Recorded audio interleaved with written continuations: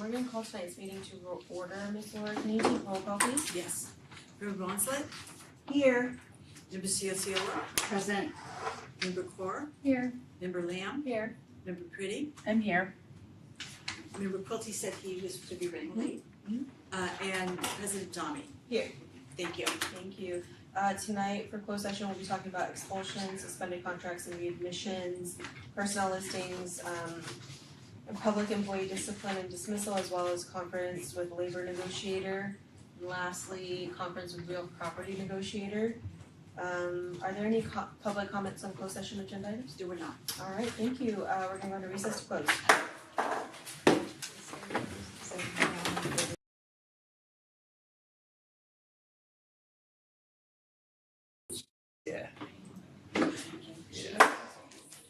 Alright, I'm gonna go ahead and call this meeting to order.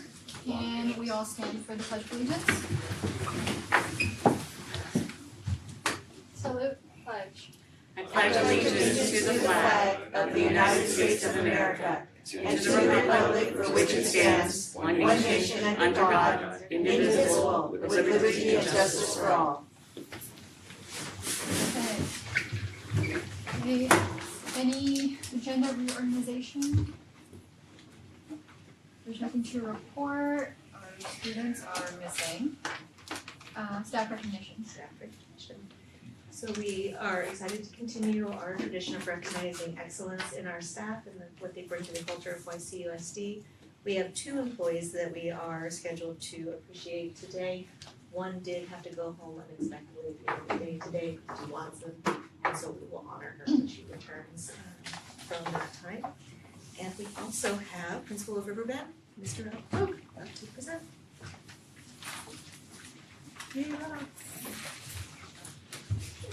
Good evening, Board of Trustees and Cabinet. It's wonderful to be here tonight to celebrate an outstanding staff member at Riverbend Elementary School. And tonight it's my great honor to present Mr. Clarence Kraft. And Clarence, can you come up here? Clarence.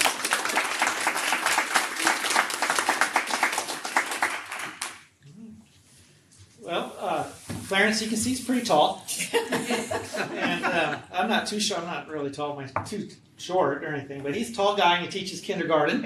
And he's just fun to watch in the classroom. You know, the kindergartners are about this big. And we have another tall kindergarten teacher too. So Riverbend's kind of unique with that. We got 2 gentlemen teachers who are very tall. But in the classroom, Mr. Kraft, he is positive and dynamic and fun to watch. He gets down on the little chairs with the kids, does it, and Ben's very flexible.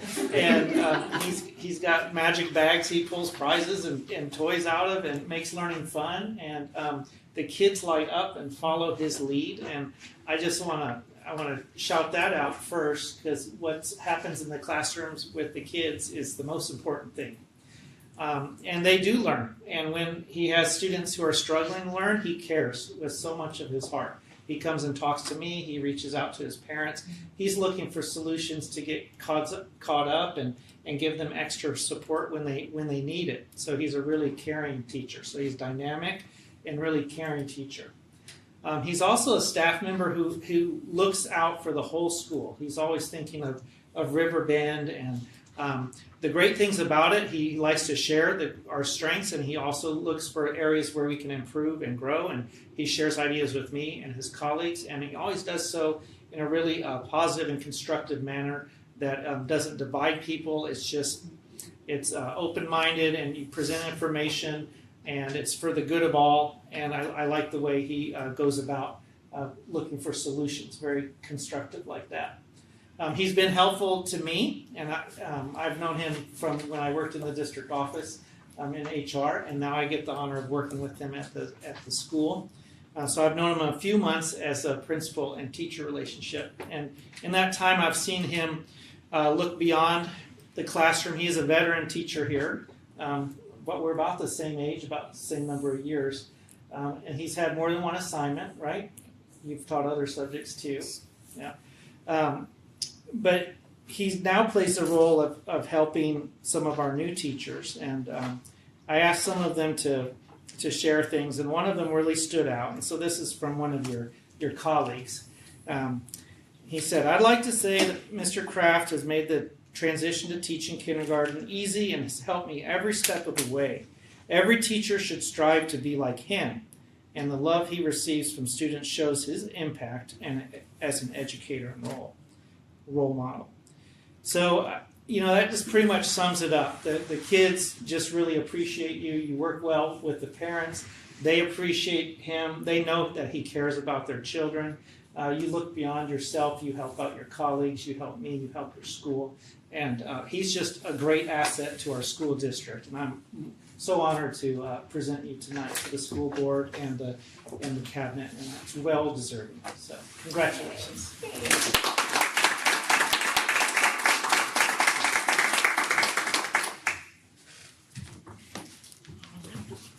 You and some goodies too. Picture of you guys together. Yeah. Oh, Sean. Good, can I get a picture of the two of you together? Kids together. Together? His wife. You can put your, oh, you know what though? Can we go this direction? Thank you. There's a really bad glare on the light. I stand straight so I don't look so short. Okay, come on, guys. 1, 2, 3, smile. Thank you. Yeah. Hey, Mr. Kraft, can I ask you a question? Yes. Since we have time. What do you find is the inspiration behind your excellence? Inspiration. I love my job. Yeah. And that's pretty much it. I mean, I do it for them. It's rewarding. You watch a kindergartner come in that writes their name with a slanted S, and at the end, they can not only write their name perfect, but they're reading books to you. And that's what I got into it for. Awesome. Thank you so much. Appreciate it.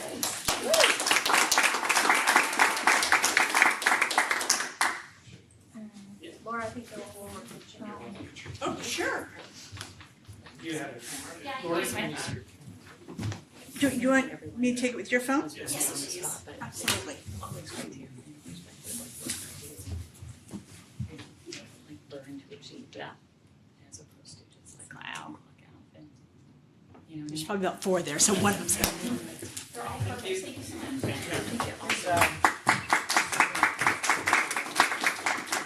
Okay, moving on to reports and information, we have Habitat for Humanity. Thank you. We have John Nicoletti from Habitat for Humanity going to share a project that they are involved in and request to the board.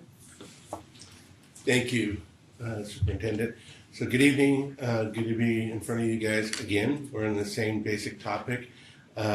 Tonight, we're nearing at this point the point where we're going to do groundbreaking at the Merriman Village project. So to do groundbreaking, this is actually now the last step to have you guys want to consider an important spot. There has to be a sign off from the school district for school fees before the permits can be issued, before they can do the groundbreaking. So if there would be an action to be able to consider, we'd have to try to figure out how to do that before the 9th if possible, and I realize this is an information item. But that is something we have to get in place, and I also want to just make a special note. This is a HCD, Housing and Community Development Department for the state grant for Home Key, and they have issued the grant funds.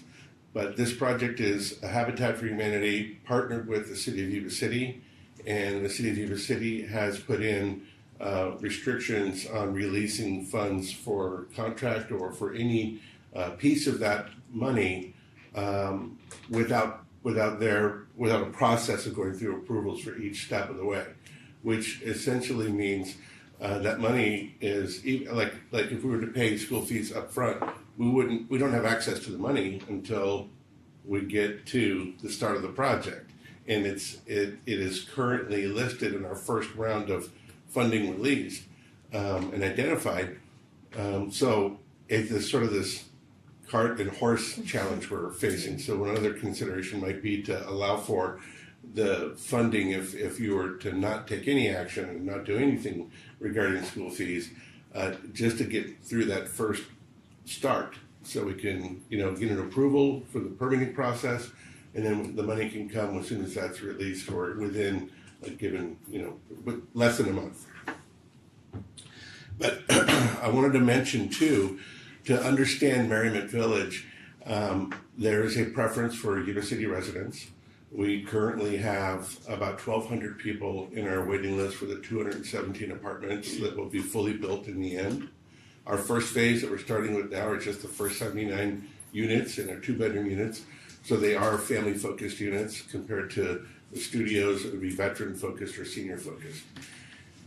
And we know that we've already met a number of people because school district staff in this school district have come to the Restore. I wouldn't say often, but they have come. They know they can come. And several different people. I thought it was one point of contact I learned today. It actually is a number of different people. And they've come and they've gotten support for families that have homeless children that are going to school in the district today. And so they've needed mattresses or they've needed personal hygiene stuff. Sometimes it's just Amazon treats and goodies, things to help someone cheer up in a day, school supplies. It's a number of things. I think 2 weeks ago they got a prom dress for somebody for one of the dances on this side over here. So we know we're in a relationship. We know these are not new people. These are existing students in your existing campuses. We're just giving them a safe place to live and, try to trim out and cut out couch surfing or, harsh living conditions that we know that are being dealt with in the housing crisis that we're in. And I know, Superintendent, you read this letter at the last meeting. I do have it. If you want me to read it again, I think you guys got it, and I know that you're very smart. It essentially is just trying to express that City of Yuba City has taken the role of suspending permit fees. So the City Council of Yuba City has put aside $1.6 million. The Gilsheiser Slough Board has a drainage issue. They took a pathway of saying, we don't have to have it all up front, just make payments. What we can do is we can stretch this out and put it across the process, and those things all help out. Your fees at the first end are going to come at the same time that PG&E and the city both want everything to be moved underground. And the 8 acres that we're on is right across the street from another 7.5 acres that's for developable land. We had to do the underground for them as well. And so the front end costs are massive compared to the whole cost. It'll level out in the next phase. And it'll absorb nicely when we start building units that are much less expensive to build, and we've already got the main infrastructure in. But to do this first phase, the infrastructure has to be for all of it. And so it's really impactful at this time. It really goes after the feasibility, if you will. We have lined up a $5 million line of credit, but it would be towards the end. And I would also just, something unique that has come to us, the state has said that they contacted us and said, have you identified your second round of funding for second phase? And at this stage we hadn't. So they suggested that they have a number of unspent dollars and unclaimed dollars through the Home Keep and Home Keep Plus programs. So they have encouraged us to go ahead and apply for the second round now, which is another $37 million. They're pretty confident because we are ready to go to construction and because it's already in motion. We've gone through a tremendous amount of work with the City of Yuba City and Hillburrs and trying to keep all of our funds and efforts as local as possible. That we're a great candidate. So the city will soon hear a resolution for that second phase. So it'll just, all of the troubles kind of walk away at that point. So it really kind of helps because it all fits into the right size. We're building the most expensive apartments and the most expensive infrastructure. Everything's up front. And so we're just trying to appeal to this board to, as community leaders, to consider this is something that we're doing for our existing and our own people just to bring them relief. It directly benefits them. And for those that struggle with the rent, Habitat will subsidize that. And so if we can't find a way to make it work through a housing voucher or through some other means, we've made that commitment. We will always only charge 30% of the mean average of the area for people living at 50% of the mean average. So they'll always have disposable income to this program. Yeah. So. Thank you. Can I ask a question? Yeah. What is the breakout of your funding, public versus private ratio? Right now, it's primarily public. We've got 26 million from the state. We've got 5 million that Habitat is using our properties and our assets to hold as collateral for that. So it's the state and Habitat. Habitat 5 million. Okay, thank you. Yeah, at this point, we've invested about 4 million on the project for property acquisition and for all architectural drawings, all the things it takes to get to this moment. So yeah. Thanks. Thank you. Thank you. Thank you. Next, we have Twin Rivers Charter School, your data report. Thank you. So I'd like to introduce Obi Leff and Chrissy Jolly And Raj Deal. and Raj Deal from Twin Rivers Charter, who are going to give us their annual update. How's it going at Twin Rivers Charter? How's it going? Yeah. Hi everyone, I'm Obi Leff. I serve as co-director principal. I'm Chrissy Jolly, I serve as co-director principal. I'm Raj Deal, I serve as a student services coordinator.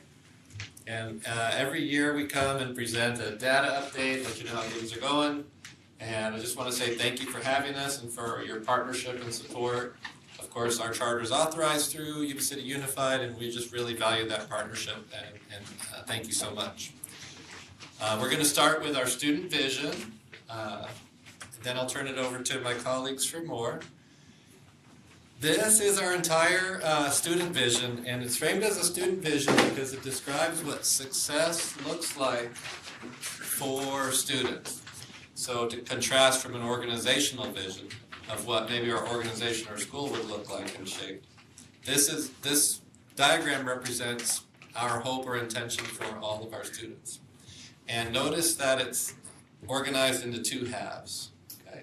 On one side, on the left side is academic excellence.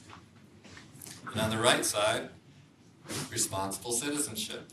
And when you put those two pieces together, that describes success. So I'm known at school to ask kids, show me academic excellence, show me responsible citizenship, put it together, have them say success, so that we're trying to empower students to understand what we're aiming for, which is one of our tiger stripes there, that students know and understand what it is that they're trying to learn. That students are fostered with a growth mindset. So we have standards-based grading. Standards-based grading is rubric scored, and so wherever students are is okay on the rubric, and we want them to know what the expectations for mastery look like, and then help guide them to get there. And the academic skills are defined in our curriculum and through our PLC process. So that left side is your academic excellence side, but what we have found is that the responsible citizenship side is really interrelated and integrated. And I don't want to steal your thunder because we have more on that. Yeah. But these are the characteristics that we've identified. Being responsible, being respectful, and building and acting as a community. So that does actually guide some of our decision making, et cetera, in our school processes as we're shaping programs. How can we empower students to own this process so that when they leave as 8th graders that they can then go and then learn for life, which is our school motto. Yeah, so what we have found is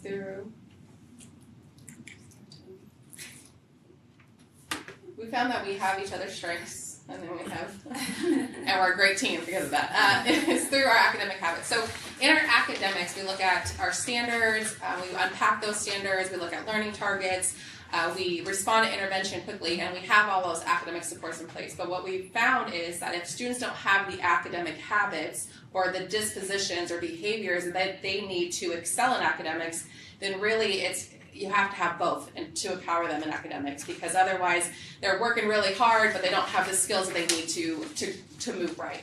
So our teachers kind of got together and they decided what would be the habits we would want to see from every single student that would mean that they're being successful in the classroom, or where are there some deficits where we need to see students grow so they can be successful academically.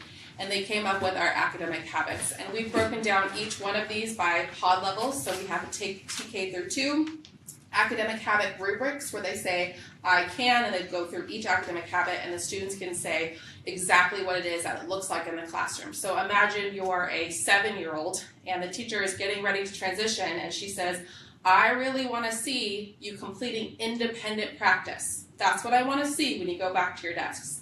Now those students are empowered and in charge to know I'm not going to be asking for help. I've been given the tools I need to go back and complete this by myself. That is what my teacher is expecting. So we're teaching it, we're saying exactly what we expect, and then we're giving them feedback on how well they're doing that. What we have found is that 80% of students with 100% consistent academic habits make the honor roll. So in those rubrics I was talking about, you can either get consistent or not consistent in academic habits. Those are the 2 feedback categories that you can get as a student. And what we found is when students have all consistent in their academic habits, 80% of them will make the honor roll. 20% of students missing 2 or more make the honor roll. High correlation between those academic habits and their ability to attain and to be proficient in academics.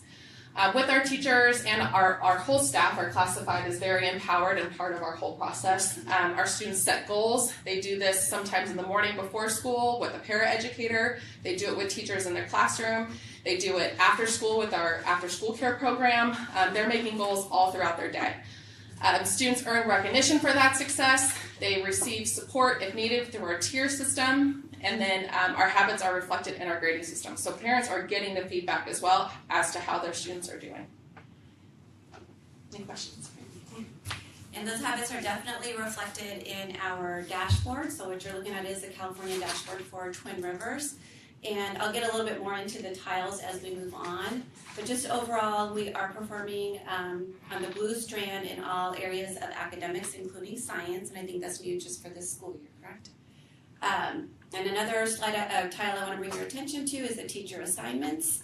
On that one, we were at 94.2% of our teachers with cleared credentials, and then we also had intern support last school year. And then moving on to our demographics. Enrollment, 519 students.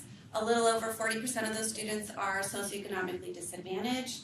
3.9% of those students are English learners, and then an additional 5.8% were reclassified last school year, and we didn't have any foster youth students last school year. Now diving a little bit more into the academic piece, we really do like to look at distance from standard. You can see the colors, but if you get into the distance of standard, you can really see and evaluate your programs to analyze whether or not your students are moving year over year. So in ELA, we went up 8.9 points from the year before. Our students are performing 55 points above standard, and then in mathematics, 53 points above standard, but again, that growth of that increase of 12.8 points from the previous school year. And just to bring your attention to our student subgroups, all of the identified subgroups performed at that blue level in math, and then in ELA, we had 2 subgroups that were in the green, and those were our English learners and our Hispanic population. And then speaking of English learners, 87.5% of them are making progress, and I do have some additional data for that. For our English learners, they performed above standard at 19 points, and then in math at 27 points, and our reclassified population also had similar results as well. And then our final slide is chronic absenteeism, which we maintained, and our suspension rate increased by a tiny bit at 1.1%. Questions?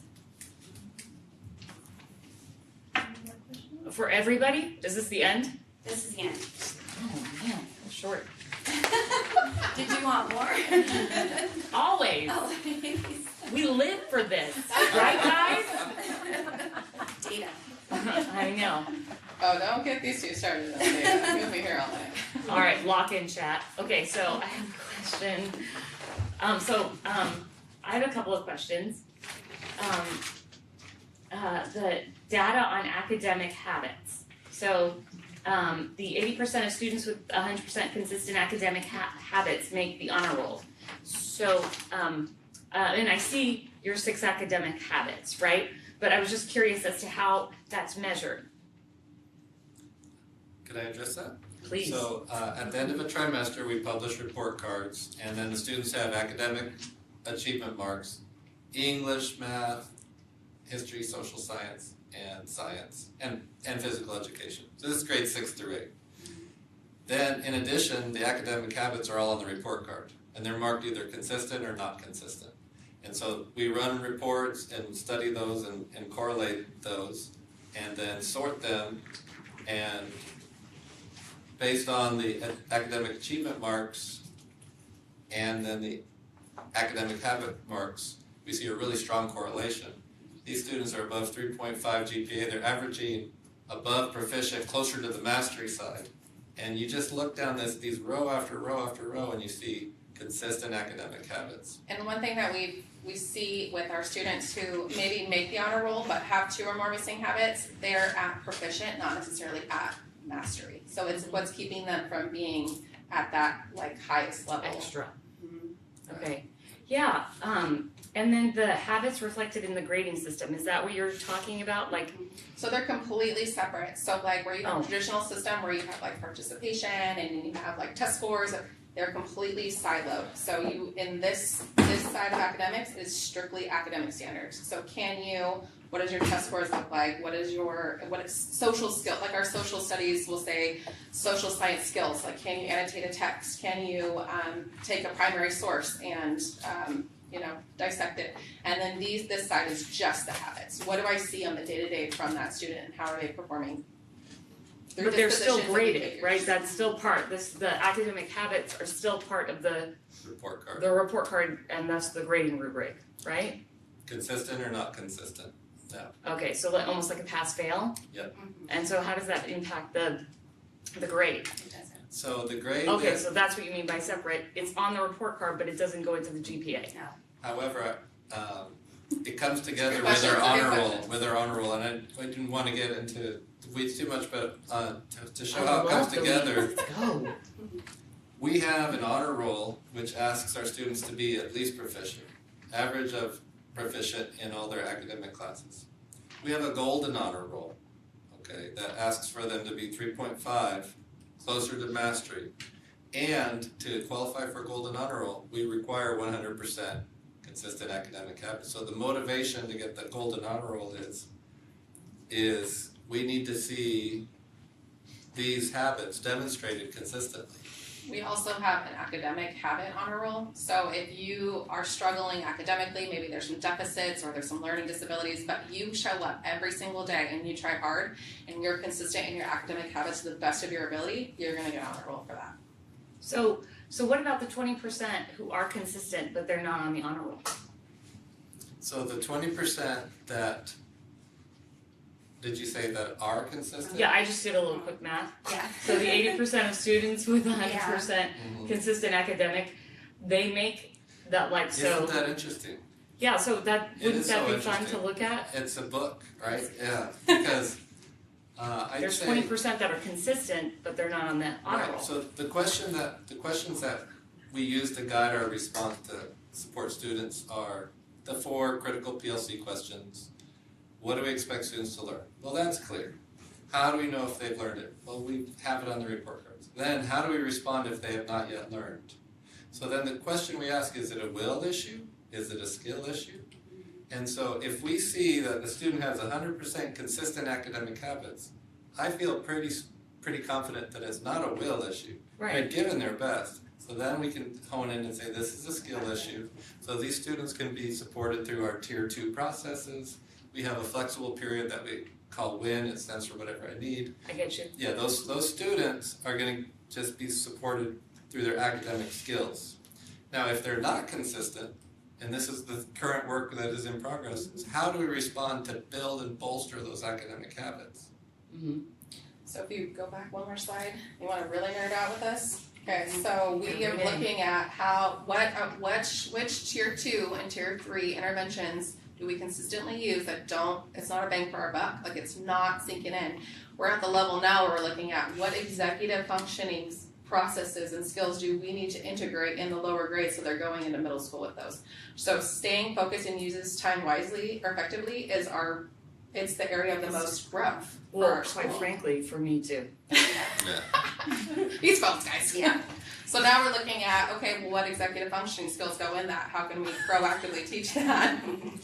I'll share that with you, Kirsten. You can have us all I'll night. share that with you. Yes, I would not be consistent. I'd be like, I would go Would down. you advocate for themselves though? We'd celebrate that, right? Working teams, and that 20% that isn't 100% with academic habits but are making the honor roll, typically they're missing one academic habit, and they have 4 strong habits. Okay, I could be in that group. Yeah, you could be in that group. Possibly. Yeah. I was just excited by that because I was just curious, how long has this been going on? Since we started standards-based grading, Maybe 3-4 years. Fourth Yeah. year. and that really came out of like, if we're moving to standards-based grading, well, how do we hold students accountable to complete their work in the classroom, to participate, For this complete their homework, because that's not reflected in the standards-based report card. So Right. that's kind of the origin, Yeah. more or less, of the academic habits. Well, it's almost rewarding work ethic. Right. Right?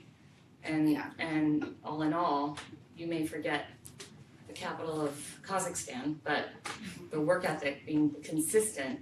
I know you're all thinking about it right now, okay? I don't remember it. But I like that. Never gets me. My other question, I'm sorry, I know they all have questions too.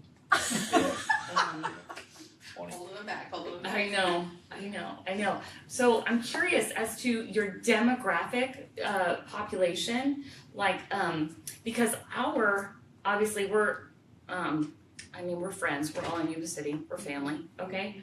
But our English learner, what is our English learner? You knew I was gonna ask this. About 20%. Wait, it's what? 27%.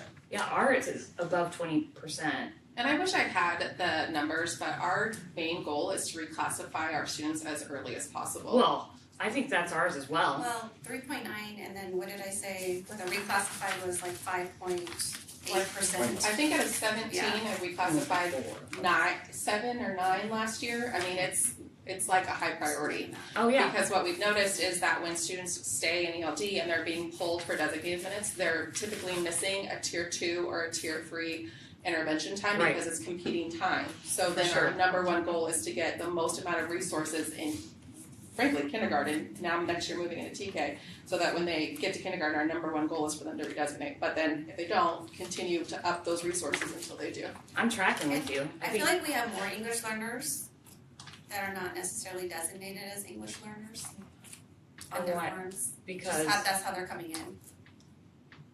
they're coming in as You know how parents mark on that intake form, the language is spoken at home. They're coming in English all the way down. I'll show you one of those forms so you'll understand.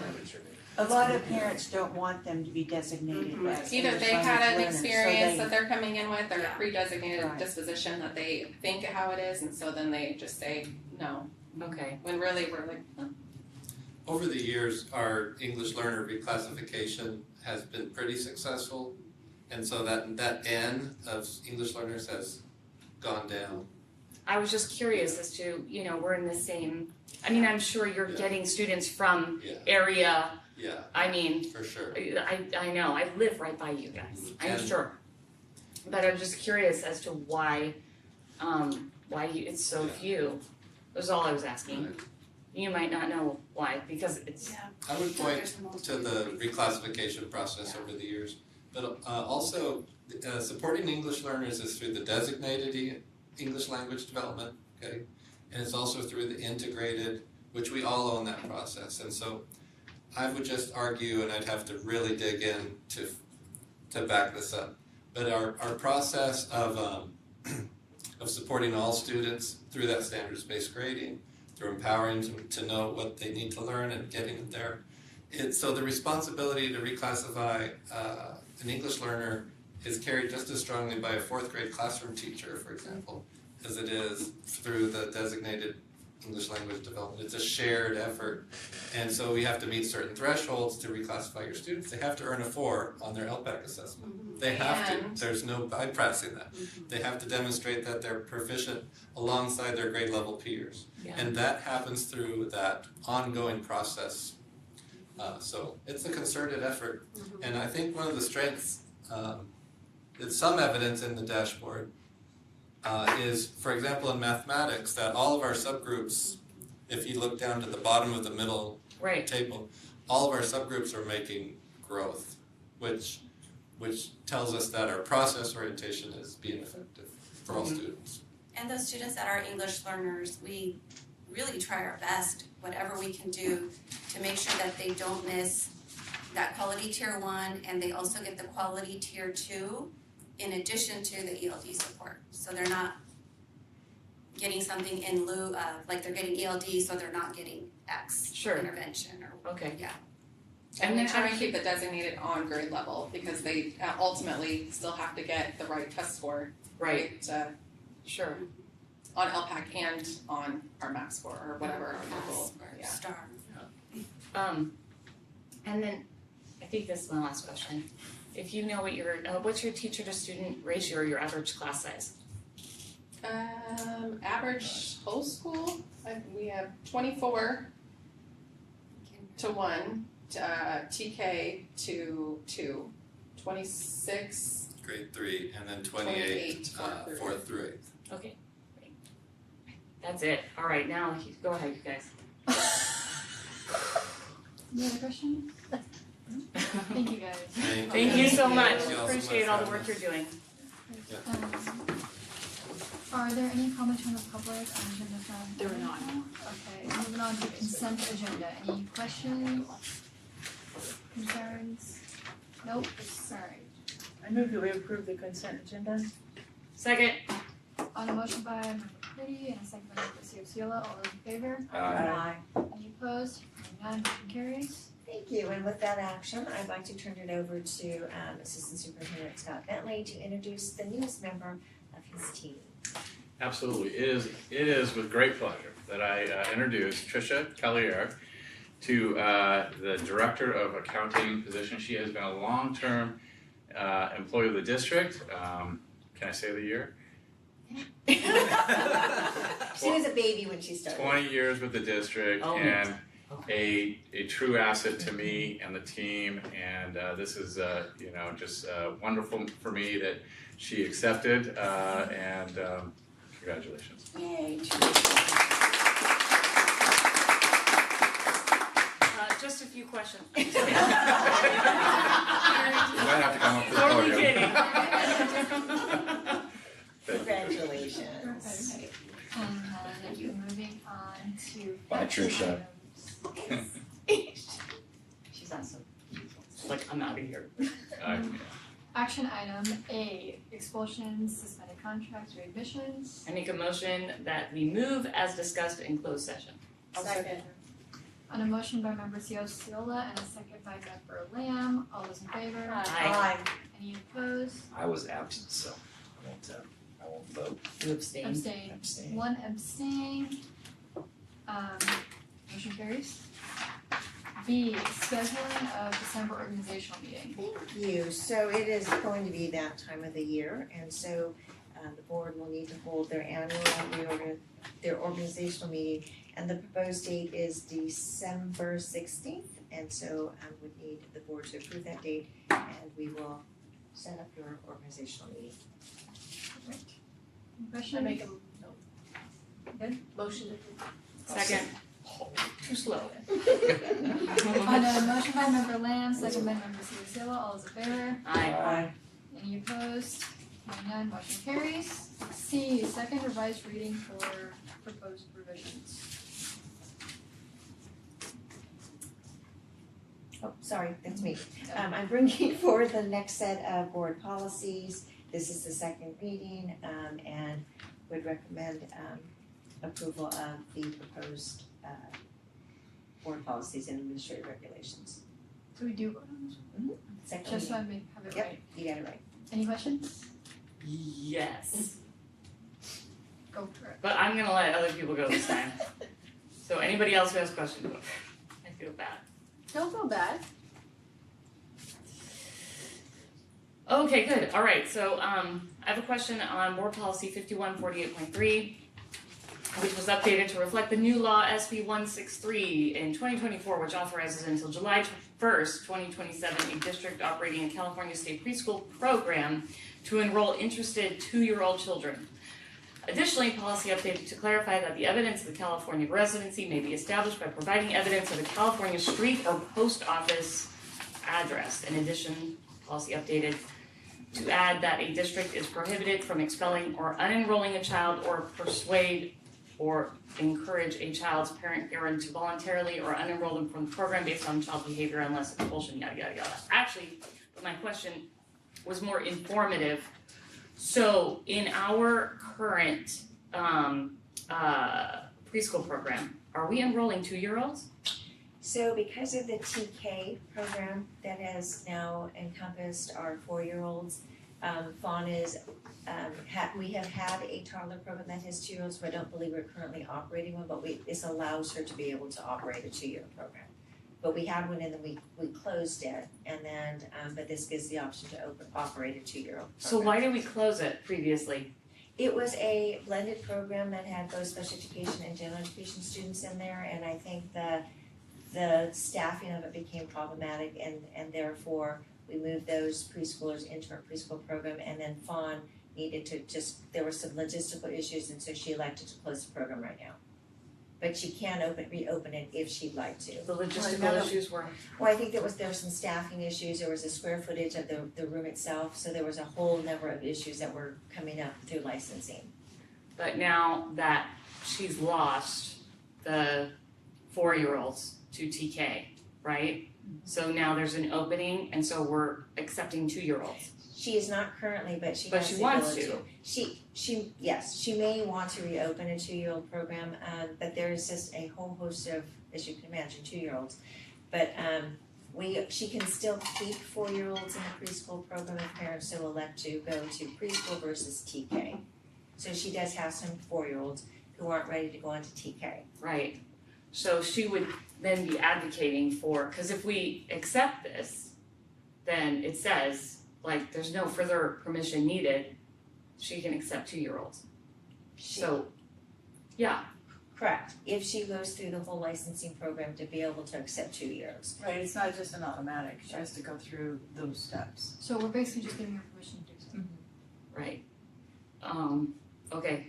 Well, yeah, I'm not for that. I'm not for 2-year-olds in a preschool program. So there's 4, 3, and 2. So I would like to take that one separately. Please. Okay. So it's BP 5148.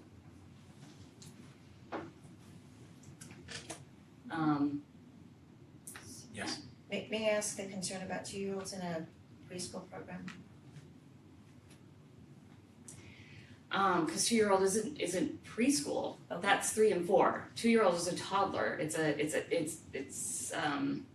a daycare. This So- isn't. Yeah, so recognize that it actually is a childcare program versus a preschool A program. daycare program. Yes. Right. So it's not education. We're education. Okay. And I think also I understand that again this isn't a this unless I'm told otherwise, this feels like, well, we've lost the TK and we have to make up, because that was one of the things that was presented was we've lost a lot of students to TK, and so we've lost a lot of funding. But studies after studies after studies, I understand everybody has a different ability, they have different situations, but I'm just saying, best case educationally for children is that those first years are spent learning through play at home with a mom or dad or family that love them.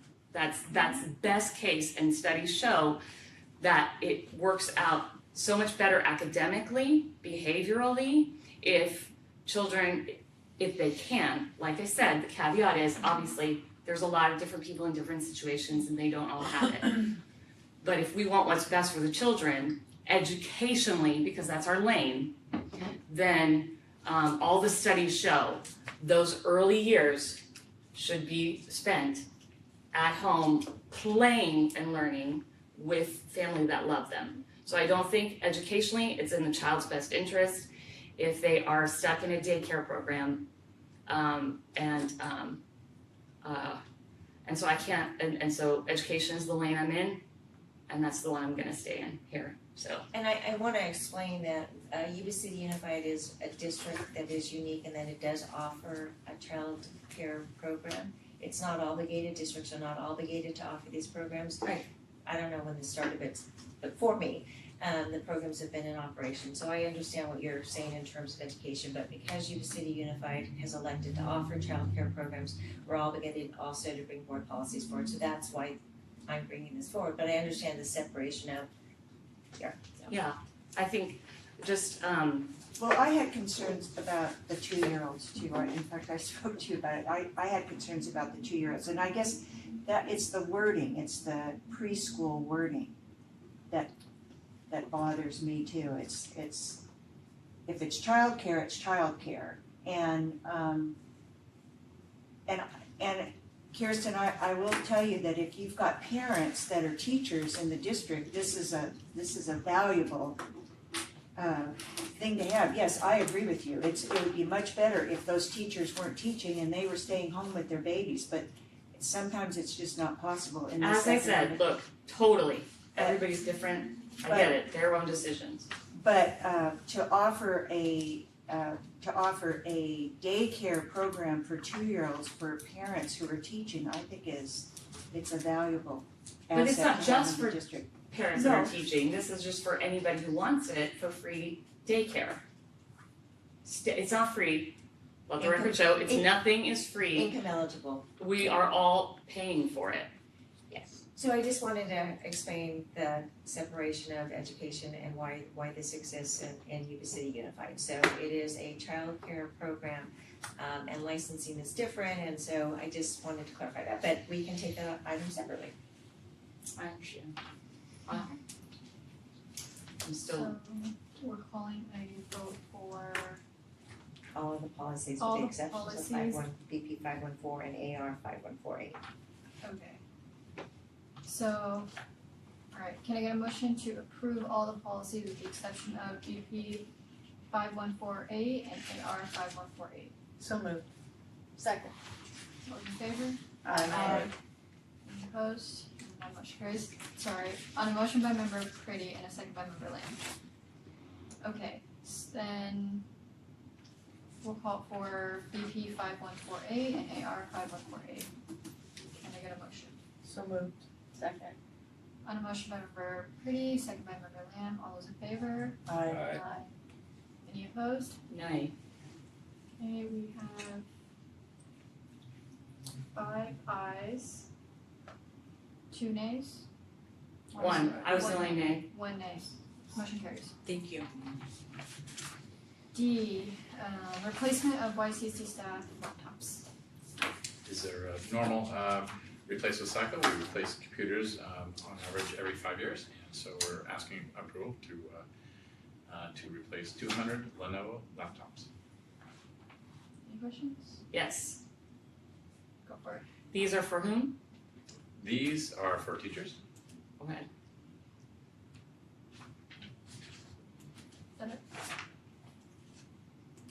Anything else? Order it. Can I get a motion? move that we approve. Second. On a motion by member Pretty, second by member Bonzle, all those in favor? Aye. Any opposed? Hearing none, motion carries. F, executive assistant to superintendent, job description. Nope, student attendant. My bad.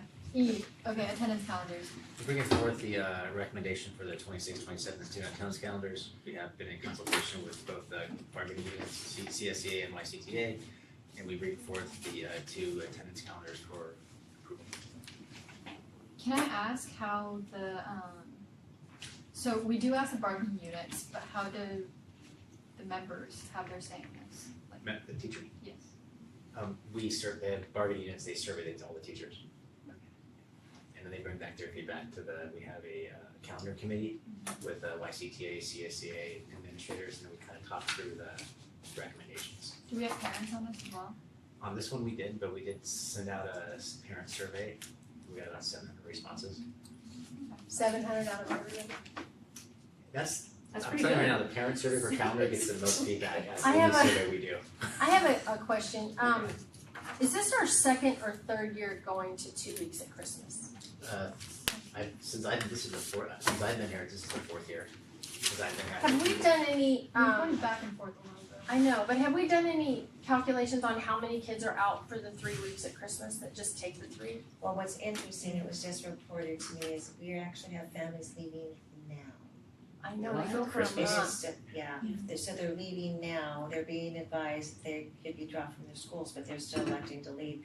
So it's interesting because, you give them, do a 3 week, then Then it they take becomes 4 4 or weeks. 5 weeks, it's 2 weeks it becomes, and I've never seen them leaving this early with a 2 week break, to be leaving in November. I haven't seen that before, and so a few of the principals were talking to me about, and I saw the list, and we have a significant number leaving now, and then those that'll leave in December. And we drop them. Are we still dropping, cause I haven't been in the school for a while, but so we're dropping them and then they have to re-enroll. Yes. When they come back. Are they losing credit? If they're high school, they will be losing Yeah. credit. I have a question about this, and it's not necessarily for next year's calendar, it was for this year's calendar. Okay. Do we have any statistics? I mean, we had Veterans Day, it was on a Tuesday. Do we have, I would guess there was a huge number of absences on Monday. I don't think there were, I can check on that. We did talk about that actually, and in retrospect, I think we should have done it, like my daughter's school district did it Monday and Tuesday, so it was like a 4-day. Or Yeah. I looked move at that the- for this one, but it's Wednesday move next the week. PD day to that Monday. You know what I'm saying? So that is a student non-attendance, maybe. But next year it'll be Wednesday. Next Next year it won't- Wednesday, it so won't- that's yeah, So a it's okay. like the different middle of thing. the week. Yeah. Yeah, I it's in looked the at middle of the last week, year. but yeah, and then my other question, and this is coming solely from somebody who has more experience with high school. But it looks like there's a PD day scheduled for October, 23rd. whatever day that is, 23rd. 23rd? Why not the 30th? And we decided that's the day would be the most. Cause this year we did it on the 31st, right? You had a PD day on the 31st, right? No, it wasn't on Halloween, but Oh, Halloween was was it? on a Maybe Friday. it was Sutter County, then something was on Friday. Okay. Just one. I have a comment. Yeah. I love that, that the teachers get a break in February. It's awesome. But I would like to advocate for a break in October. Because, We have advocated for that. because of, I'm telling you, for new teachers, that, especially since we start so early in August, to have a break in October would be so beneficial to, especially to new teachers. So we have, so one of the things in schools that you were to see polarization on every year is district calendars, because everyone has a specific need they want. And so, for example, we're pretty evenly split with our teachers on, actually no, it's more, they're more in favor of keeping the 2-week vacation versus the 3-week in December. We're pretty much 50-50 with the parents on the Christmas break, on the holiday break during winter break, and the same thing is October. And so I asked the parents, February is pretty consistent through our teachers, through CSEA and through parents. Everyone likes the February break. That was I a think pretty the weather consistent. tends to be a little better in February. October was once again, it was like there was no majority on that one. But I get you. But the last 3 years, we actually have tried to align with YCAA and Albert Powell, because they have that September break. It's like, I think the last week of September. we just haven't gotten to that Okay. yet. Because once you do that, then you have to take away something else. Or she means flop them, I think, maybe flop the February, October. Or even, I asked that, and the parents weren't in favor or of go that. longer. I mean, Yeah, and that's the Yeah. thing, and that's really interesting, really, because I asked about it in October, Tino and I were talking about that, and it's again, that trade-off, if you take an October break, then you've got to either, you start earlier, or you end earlier, and I think that some of those are just the things we've not been able to. And the parents and the consensus. teachers, actually, everyone pretty much agrees that our start time is actually pretty consistent with what everybody wants. Teachers don't want to start earlier, but they don't want to start too late.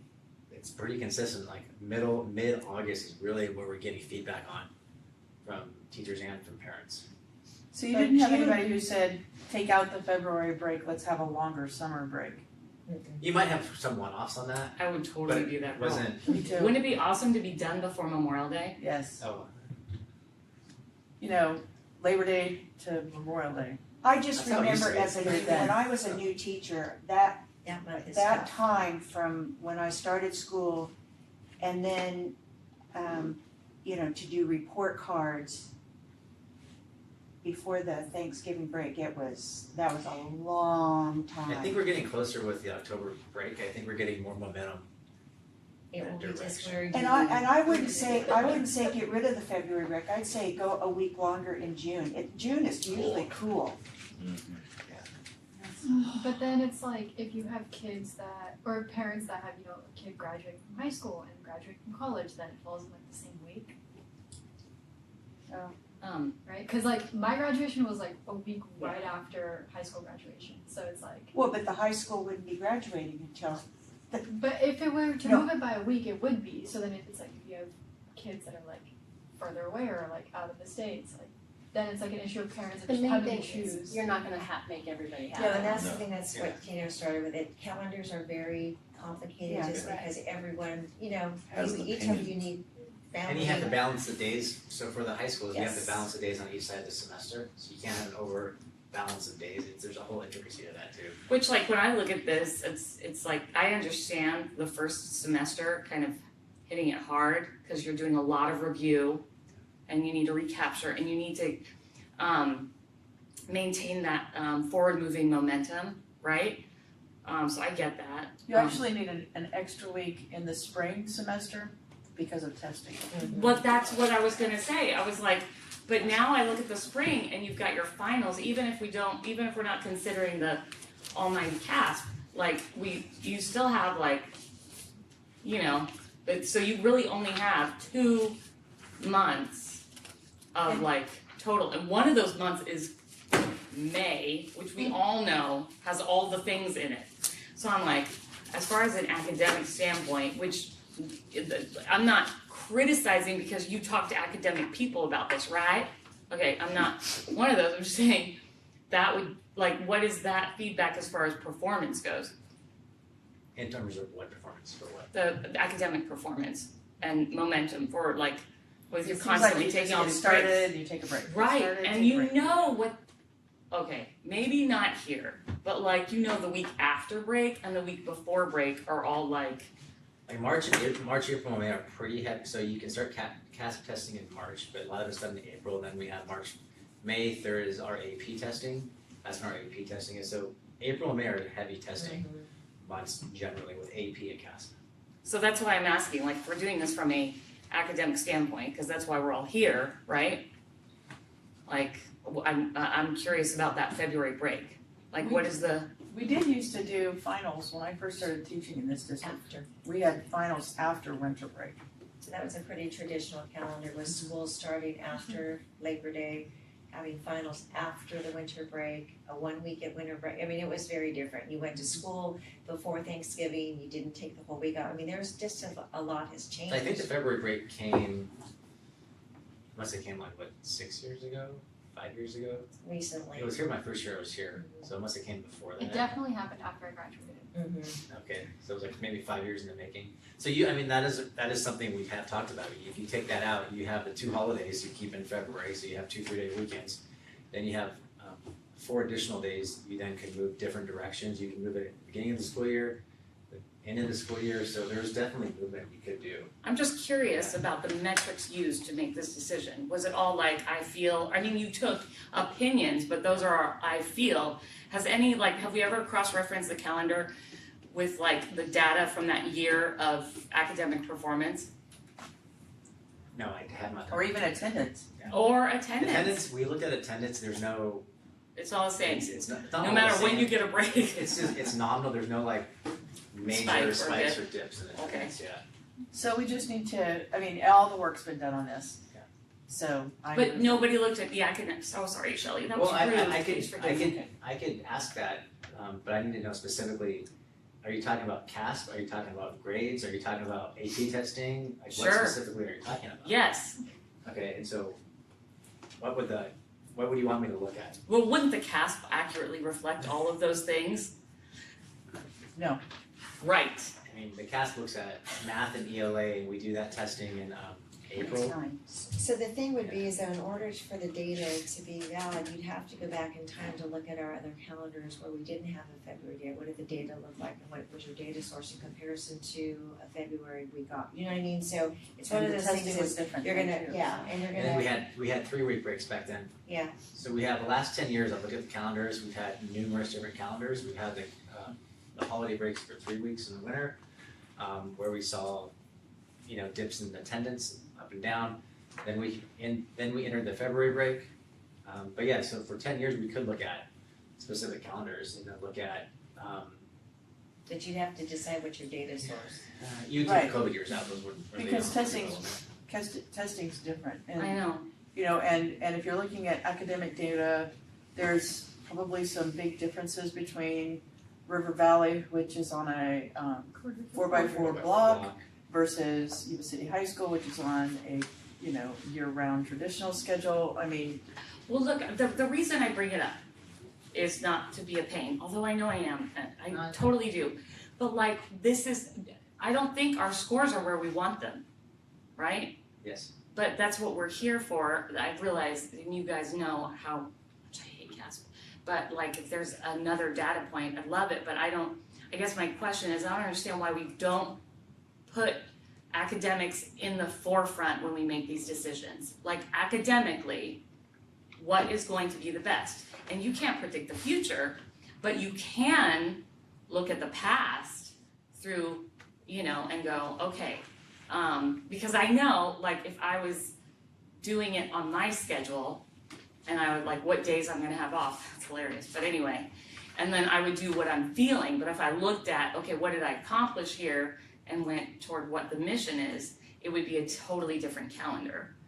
I wouldn't be Well, waiting. and Kirsten, I've been here probably the longest, along with, Shelley as a teacher, Marilee and Londa so the calendar has never probably been driven in that fashion. It really has been about what do the parents want, what do the teachers want, what do the CSA want in terms of a student attendance calendar versus let's look at the academic performance and is there a difference? We did do a study on the 2-week, 3-week, more about attendance than we did about grades. And then, they did have me look at finals before Christmas, after Christmas, did students do better? So, I mean, some of those were considerations, but I think right now is, and I'm assuming, it's done through a lot of survey and input and then looking at, what the majority wants or doesn't want. And so I don't know that lens that you're describing has been used to drive the student attendance calendar or the work calendar for years. Forever, ever? Well, there were just points where we looked at certain things, but we don't, not to your extent of saying is, did the February week, did that make a difference? So it was more specific to, again, finals, it was specific to attendance, those kinds of things is what the board had asked me to look at in the Well, and past. the attendance thing, I mean, that, I will attest to that they did the 3 weeks, that we went to the 3 weeks when I was teaching because of the kids going primarily to Mexico. Or out of the And, country. or out of the country to India, to Pakistan. And what happened is that they were gone for 4, 5, 6 weeks. And the challenge with that, we talked about in our meeting. I mean, it was wasn't learning just loss. 3 weeks, They we don't did that, retain the learning. and So we that's- told them, Yeah. if they, if you take longer, you're gonna be, we're gonna drop you. Well, we have that discussion, like, for example, the 3 weeks thing, one of my things was, so you're missing 2 weeks of math, which is a lot. Yeah. If you miss 3 weeks and more, you're talking about, if you miss a 1 week at River Valley, you're missing 2 weeks of instruction in math. So that is an academic lens for that. Yes. That's why part of it, though, like a lot of the parents would want the 3 weeks, but like in terms of the academic piece, you're then missing another week of direct instruction in school. Especially if you're already behind in reading, you're below grade level, you're exacerbating that problem. Well, and even the kids that are doing well on a test, if they really haven't mastered that skill, those 3 weeks, Eradicates what they really hurt. Well, no, I understand that vacation is never enough. It never comes enough. Like, and nobody is like, oh man, I'm really sad that we're on break this week. Like, I really wanted to keep going. Of course not. Like, no, like if you surveyed everybody about what they wanted, it'd be like all vacation, never any work, never any homework. Like, and maybe the parents would be like, year-round school. I don't know, but like, that's just, but feelings can't be our driver, right? They make great passengers, but they are terrible pilots. So our mission is. Well, for a staff though, I think to have that refreshing time is important. You know, for a staff member, for a teacher, I think it is important to have that time off. Well, absolutely. I totally get it. I don't think any staff member is like, I really don't want to break this week. Is there any way I can just work it? I get it. But again, I just would like to see us making decisions more along the lines of what is best academically to help the students thrive, as opposed to just like a want. Well, the shorter time is going to be better academically for them. Well, and I'm not talking about December. I mean, we're really looking at that second semester going, oh my gosh, there's a week, there are 6 days in February, and then 4 days in March, and 2 in April, and it's like, like if you're a runner, right, if you keep like slow and steady, because I'm very slow, but the minute you start walking, to get back up into that momentum, it's very difficult. And so, not that it's like, I get it, I mean, like, we do all the work, there is no break.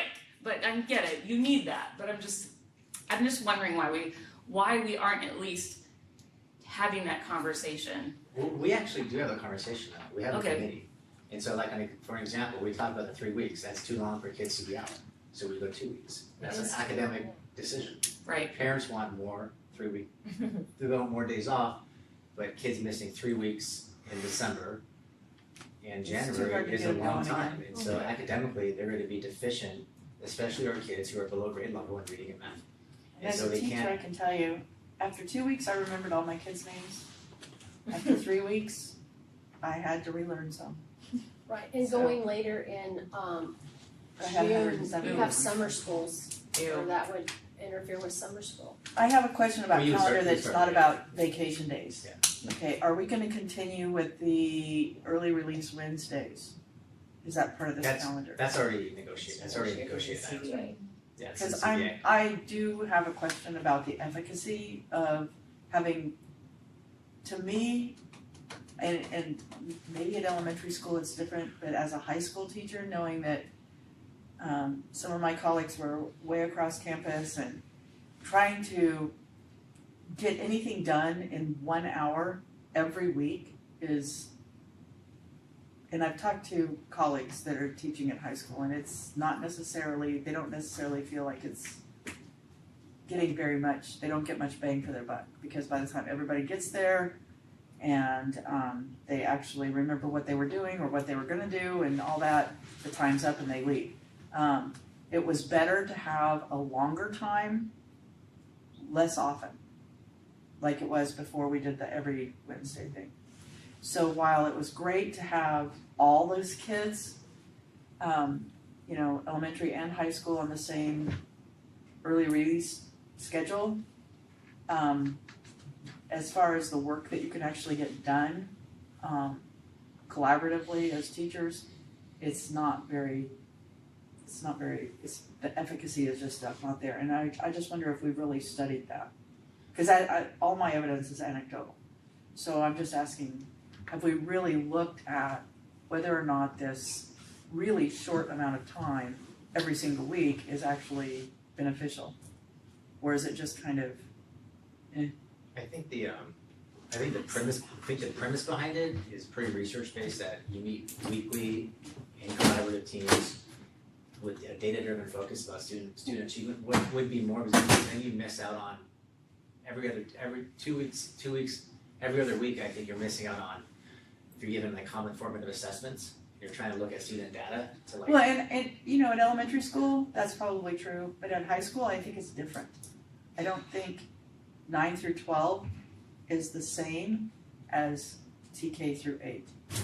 Well, and maybe 6, 7, 8, middle school might be more similar to high school than elementary because they're discipline specific. You know, if I'm working right next door to my second grade teaching colleague, we probably collaborate a lot more than just the once a week.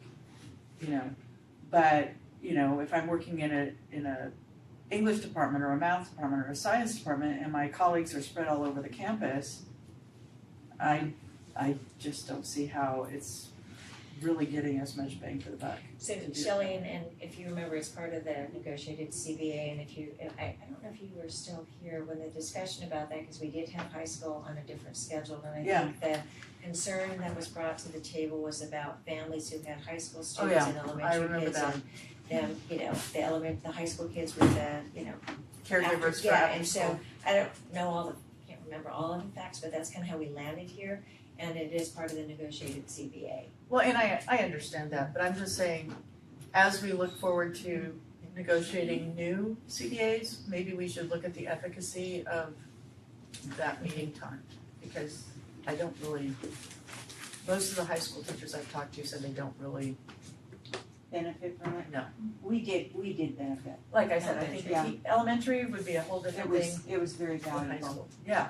And also, and I can understand all of you trying to get together and, you know, Right. all that kind of stuff, but we were right there. Right. So And that's so getting, you know, having lunch and then getting back together was fast. Right. Yeah. Can I just say that I think the attendance is a great one to look at, because I think there's been I always get these mixed up, so help me, Shelley, correlation between just even your body, your warm body in the chair, right, consistently, and grades, right? Studies show that out, that You can't learn if you're not there. there's a relationship, right? Right? So when you looked at the attendance and charted the, you know, you said it was minimal.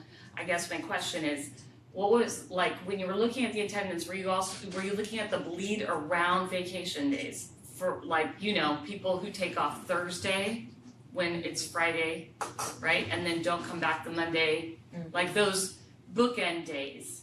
And those same bookend days on a year whereby there wasn't a vacation there, were those also taken off? Or is it always going to be, you know, staff and students tend to maximize the time by, you know, taking off a couple of days prior and after?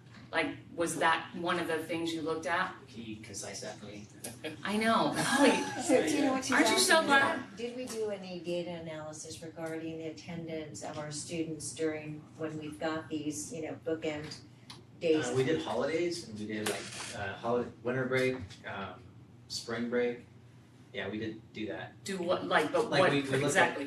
at attendance trends of kids coming back after break and before break, and look for any like huge spikes or huge drops in it. So, but okay, yes. So like, I'm better visually. So like, let's say February 2027, right? You see this 11, and then 22. Looking at those days, at the day before and the day after, attendance records on days that there was a break there, and then the years where there wasn't, right? Like there wasn't a break, how was attendance there? Is it always bad around holidays? I'd have to go back and get that information and bring it back to you. I don't have it specifically every holiday remembered on, yeah. What?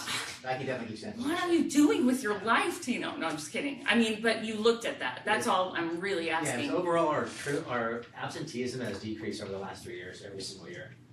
Our chronic absenteeism continues to decrease, and kids are coming back to school more.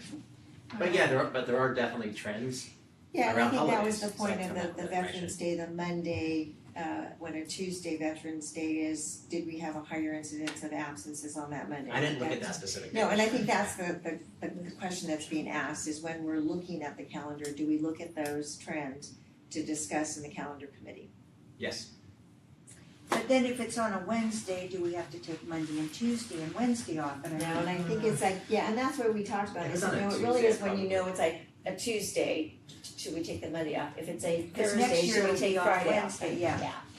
And there's a lot of intricacies in making a calendar. What?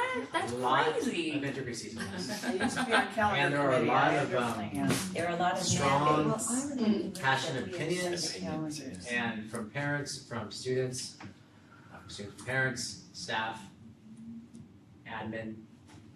Yes. But the one thing that we all get behind, regardless, students, maybe not students, okay, but yeah, they don't want, you know, they want to sit on the couch and watch television and play games, you know, and maybe sometimes the parents do too. But the one thing we can get behind is what we all want is academic achievement, which will translate into, you know, more empowerment and opportunities in their adulthood and greater community impact and focus. So I think we can all get behind that. I think that's the mission, right? And so if that means I don't get a break when I really, really want it, which is every day, all day, no, then okay, because the mission. So that's my main focus. I would like to know that this isn't just a calendar, but that thought and focus has been laid down to it. And if it has, with confidence, then I will vote for it. I'll go, let's go. If it's mission minded. I make a motion, we approve the calendar. I'll second. Yeah, Thank you. let's beat the dead horse. Motion by Member Quilty and a second You by wanted to talk more about it. Member Bonslett. Yeah. All those in favor? Aye. Any opposed? Hearing none, motion carries. Thank you. F, the executive assistant to superintendent and government board job description. As we're aware, we have a retirement related vacancy that we need to post and recruit for as a district. When we have vacancies like this, that's the appropriate time to look at the job description, the scope of work, and make sure that we are posting and hiring appropriately. The job description was last updated in 2006. And so when we look at the scope of work that needs to be incorporated into the position going forward, as well as what it looks like competitively in the industry today, in our neighboring districts and our comparable districts, we are recommending a new job description that doesn't currently exist within the district. It is the executive assistant to the superintendent and governing board. And then we are also recommending compensation with that on the classified management salaries. Any comments, questions? I just really wish we had done this sooner. I just wish we had done this sooner. I personally believe that the person who's currently doing the job is doing all of this Right. every single day. Is there a And duty it is much on, appreciated. Go ahead. it's twice today, That's okay. sorry. That's all right. What are the duties and responsibilities on the representative duties currently on this, on your proposed, that are new, that are not currently being managed, that are not currently being executed? Most of the differences, the entire job description has been revised and updated, but the main areas are within project management and what that looks like across the interdepartment activities that are assigned coming out of the superintendent's office. looking at the guiding work of the staff guidance, training, supervision that will be included, policy management and interpretation, and serving in that advocacy role. It goes from a single clerical support where the job tasks that are completed are specific to a singular person and a singular desk of tasks, and moving to what is more commonly being utilized in districts at this role, or a position similar to this role, in the supervision and guidance of the projects that come out of the superintendent's office, as well as any that you guys may assign or request.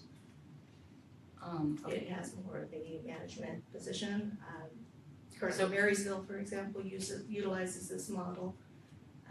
It is the industry standard, and to be honest, ours has not been revised in a significant How amount of many time. pages was it before you revised it?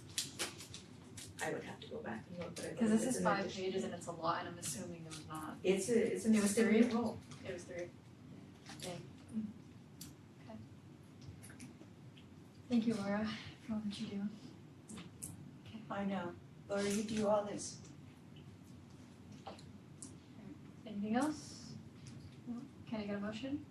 I move that we approve this. Give me a second.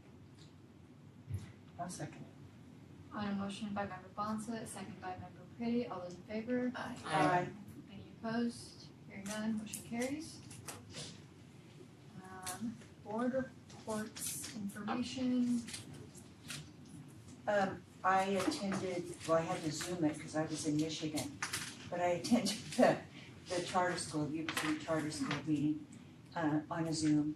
And I just wanted to report, because when this charter school mentioned about their reclassification of their EL kids, the Yuba City Charter School is seeing that same kind of result with their ELD kids. And they have a lot more than. Yes, they do. Yeah, they have a lot more, so I was very impressed. And like Mr. Cooley is coming in January to present their data. Oh, good, yeah. I don't have the exact number, but He has a significant number. yeah, he was just so pleased with yeah. So we need to like visit and see what's going on, yeah. Did they talk about like what our takeaways could be from that, like as far as what their tips and tricks are? No, I was Zooming and so I really didn't go into it. I was just Zooming. Anyway, but yeah, it was good. I was pleased to hear it, and he was just ecstatic. Yeah. Any, I got 2 things. Rocco Greco's not here, but if he's listening, I have to say thank you. I attended their Halloween parade and got to see Rocco in action with all his kids and the staff, which was a kick in the pants. Only imagine. Pretty wild thing that's already a few weeks ago. That was really awesome. So if anyone else ever gets a chance to go attend their Halloween parade, let the kids dress you up as a mummy and toilet paper. Got video, proof, everything going on. That was a kick in the pants. And then 2 weeks ago at this point in time, member Lamb and I went and attended the leadership conference with several of all the schools. And that was very interesting. It was fun. He was my It a good dance time. partner. Yes, and they Fully videos. participated. We had a They may have, blast. had fun videoing us, possibly might be on record. We dancing did. and acting like goofballs. We had a good Yeah, time. we had a great time. And Mrs. Osumi was there as well, and we had a good time. So thank you for the invite, Laura, because she called me to remind me, would you like to attend? Thank you, Laura. And so I appreciate the extra We had a great push time. to go because I had a good time. And the speaker was a very nice gentleman as well. Yeah. And Keith. Yes. And we had our committee meeting with the city and Government the liaison. government liaison meeting with the city and the county. I don't think anyone No, from the county. Wade was the only one there. Wade was the only, just going over everything going on, and it's kind of neat because we talked to the county and the city and the schools and we worked together about like the road work and what's coming up, projects and things to look out for, and they watch out for us and we watch out for them, and it's really interesting to see all of the stuff coming up. Hopefully we'll get some more students because there's a ton of houses going in. Speaking of committees, can we get a list of committees, please? That was sent again. Would you like me to send it? Yes, We will send it I again. don't know. We'll send it again. Okay, so there's a limit to how many board members can be on committees, right? Correct. And then which of the committees are open for people to attend? So I'll look at that and then we'll get it out this Friday, alright? There was only one board member at the last ed tech meeting, so it's exciting. When's the next one? And then Tina, you were scheduling a grad committee. We had one scheduled on Thursday, we got to reschedule it. Postpone it, so that will be one, and we will be activating a few, so stay tuned, those of you who are on committees. Okay, any written I communication? have one more thing. Okay. Which one? I just wanted to say, I know we all got invited to go to King Avenue and do the Thanksgiving thing. I've done it before, and so is Wanda, I think. No, I haven't done it. You haven't This is done my it before? first year I get to do it. Oh 'cause my I've always goodness. been working. It is so Dang so job. much fun. The very first time I did it, nobody told me I was serving. So I showed up, and it was like, they said, well, do you want to do the mashed potatoes or the green beans? I was like, oh. But it was such a fun time. So this year I'm gonna get there at 11. Figured if they don't have enough people at noon, I'll keep going, and then if they do, I'll probably not let them take over, I'll just keep going anyway. It is very fun. It's a lot of fun. It is a fun event. Right, it's a lot of I fun. will be there at 11 too. Alright, communications from the public or anyone's? No, okay. Comments from employee representatives?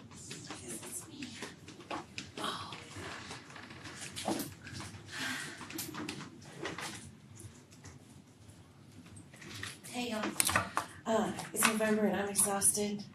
How y'all doing? She would have liked that October break. Wait, no. I work on the Alt-A calendar and I got an October break, That's right. and let me tell you, the people who don't want one are wrong. Anyway, just kidding. Sorry, everybody. I did have a few comments to make about calendar. It's so frustrating to sit there and not be able to raise my hand and jump in the conversation. So attendance issues with holidays has been just a huge thing since post-COVID.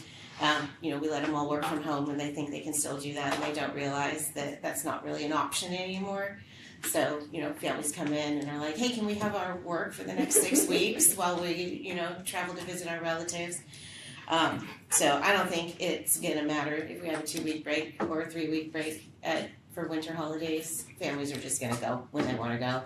And the same with, the difference between who comes on a Monday after Veterans Day and who doesn't. Parents are just gonna do what parents are gonna do. After COVID, it's just kind of the way it is. I love having an October break. I can tell you that our people don't want to start school in July. Not school, sorry, let me rephrase that. They don't want to have PD and pre-service days starting in July.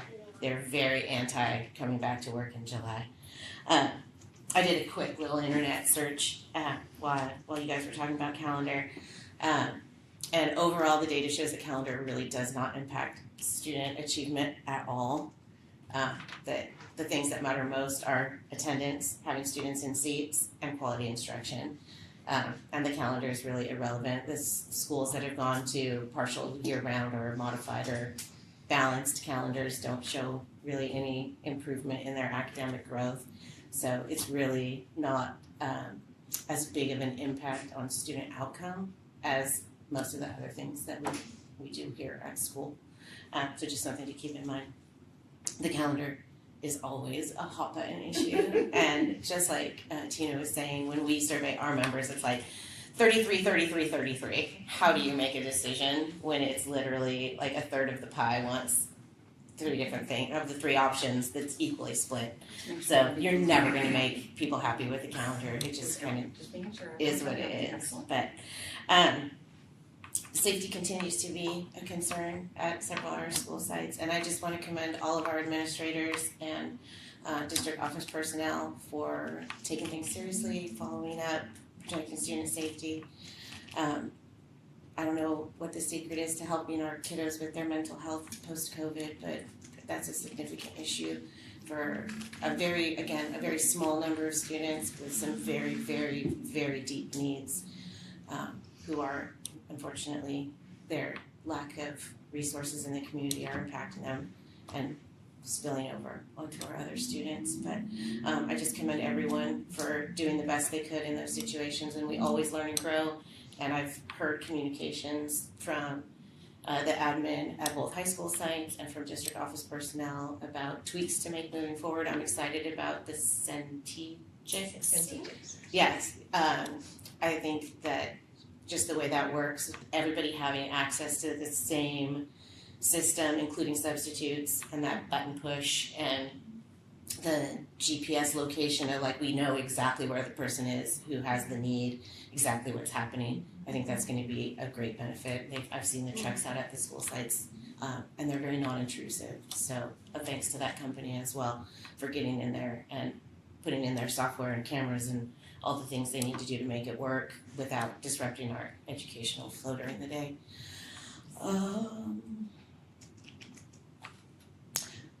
Last thing I want to touch on real quick is it was lovely to hear from the people from Twin Rivers Charter. We have 21.6% of our students are English language learners, and 79% of our families are low socioeconomic status.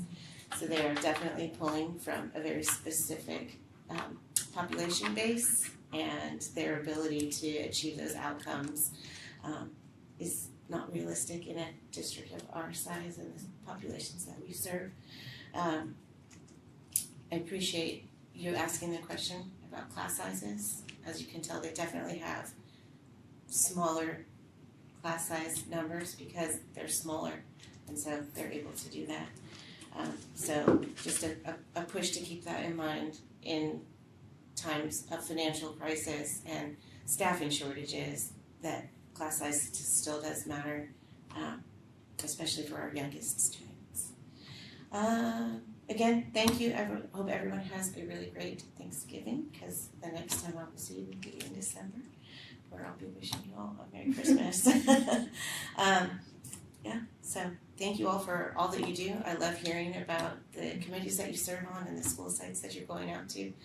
I just encourage you in this, like the next 4 weeks, there's so many activities happening at all of our school sites to just kind of dig in there, and if you have time, drop by and see what's going on. I wish I had time to get out and visit, especially the little kiddos. I got to go to April Lane and read a story to some first and second graders. It was so exciting. So just, take those opportunities to get out there and see what our teachers are doing and our school staff for this holiday season, because it's a busy time in classrooms. Thank you. You dropped your pencil. You have a nice That's not Thanksgiving mine. as well. Happy Thanksgiving. Thank you. Thank you all so much. Okay, any other comments from board members? No, superintendent? Yeah, just the King Avenue luncheon, if you would like to participate, just let Heather Shelton know over at King Avenue. I think there's an 11 o'clock and a 12 o'clock. Yep. 11 and 12. And they are always happy to have you stay longer. Also in front of you is CSBA. If you would like to nominate one of your fellow board members to be a delegate representative, I can put that on the agenda at the December meeting. This requires board action, and the deadline is January 7th for submission. So anyone interested in being a delegate? It's not anyone from here, so yeah. And would you like me to place it on the agenda for you to nominate a fellow board member here? Does anybody wanna do it? What does that Joe, do you entail? wanna do it? There are 3 meetings, I think it's 3 meetings, so is it in front of you? No, okay. It's not. Okay, so there are delegates elected in 2026, will serve a 2-year term beginning April 1st and ending March 31st of 2028. There are 2 required delegate assembly meetings each year in 2026. The dates are May 16th and 17th and December 1st through 2nd. So you represent the boards and for the region, and you get to go to meetings and talk about issues that. Where are the meetings? Are they usually in they- Sacramento? Probably all over. Yeah, they did not list where they are this year. But it's right near CSBA, don't they just meet earlier before CSBA? I think they have a meeting during CSBA, like the delegates luncheon that they But have. the spring meetings would be different. Yeah. You wanna do it, Kirsten? Absolutely not. Wasn't Nicola our delegate for a while? I don't know. I can't Nicola, remember. he was. I did he was. Yeah. Nicola, who? Not unless I could like change So things I in will, CSBA. we'll You get send this special- out to you electronically Yeah. so you can take a look. There's and no noun I after that, that's will work with Don't President volunteer. Downey about agenda items, but I guess we could put it on the agenda, even Yeah. if nobody wants to do it. yes. I don't know. Not At least if it's on the actually agenda, somebody could. Yep. But you're not I'll going go to. to agenda items and then. But it if not, wouldn't just start leave it till on- next year, right? Yes.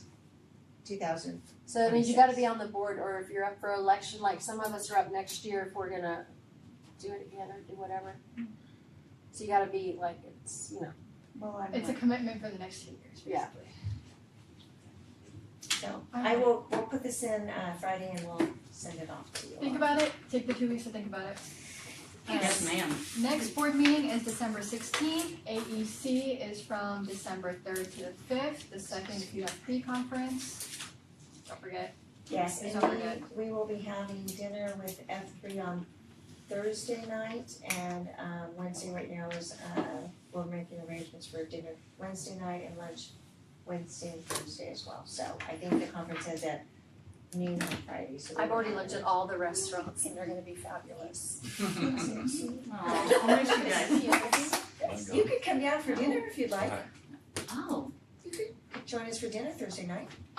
that'd be fun. You don't ever Well, go. send me the information. Huh? Perfect. I don't ever go. It's just last year and this year I haven't gone. Alright. But you know, all the 30 years before then, I was totally. It's okay, she'll ask more questions if she goes. Right? Yes. This should And cause I you joy. get a motion to Yes. adjourn, So please. moved. Second. On a motion by member Pretty, second by member Qualify, all in favor? Aye. Aye. Okay, no, motion carries. Wait, I might